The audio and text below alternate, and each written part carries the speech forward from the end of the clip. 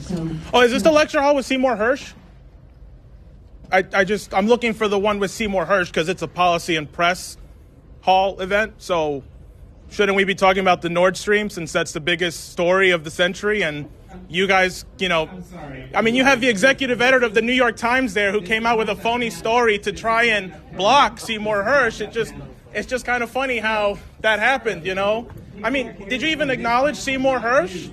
All of you are executive editors of papers that broke Pentagon, My Lai, Watergate. Is this the same papers or not? I mean, is there anything you've gotten right in the last 20 years, or am I mistaken about that? I mean, it's just kind of funny because Iraq, wrong. Syria, wrong. Russiagate, really wrong. Okay, I mean, the list goes on and on. So the last thing you could do to try and actually fix your reputation is acknowledge that through leaks, we had to find out that Zelensky was going to bomb Moscow on the anniversary. I mean, if you're so impartial, shouldn't you at least say, right, that Zelensky was going to bring us on the verge of World War III? That seems pretty fair.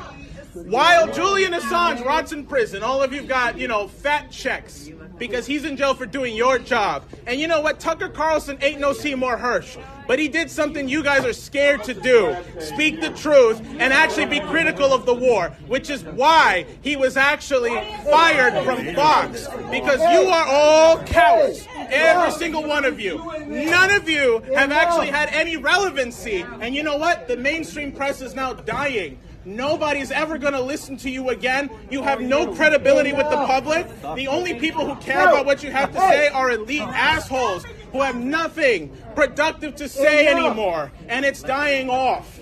So will you at least say something, either about Nord Stream or Ukraine or the fact that Zelensky brought us to the verge of World War III and the only reason we knew about that was through leaks? Go ahead. It's a free speech event, right? You guys are the press. Let's say something here. Mr. Khan, come on. You're the executive editor of the New York Times, I'm just trying to get into some good trouble here, man. Woo, listen, Karen, get out of my face for a second. I got to talk to these gentlemen. Okay. Well, I just want to hear what they have to say. Go ahead. I'm done.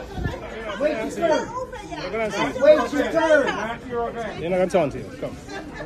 Wait your turn. You could project if we can't. I would just say I think it's important to hear everybody's point of view. Yeah. So thank you. All right. I do think that we need to give our moderator a chance to ask other questions. We're on the verge of World War III. Some of the people in the audience also do so. Thank you. Really, thank you. Say something about this bombing. We blew up the Nord Stream pipeline. Listen, don't stand there while there are people rotting in prison. Nobody said anything about Uhuru, right? The socialists who are in jail for being critical of this war.